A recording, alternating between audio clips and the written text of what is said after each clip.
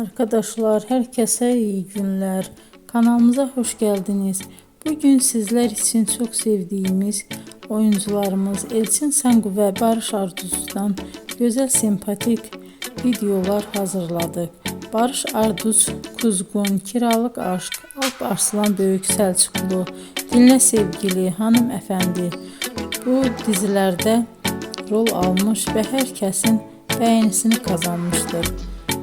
Ben de sizler için onların romantik karelerini hazırladım. Bu videoların devamının gelmesini istiyorsanızsa emeğime saygı olarak kanalıma abone olup yorum yazmayı, sona kadar izlemeyi unutmayın.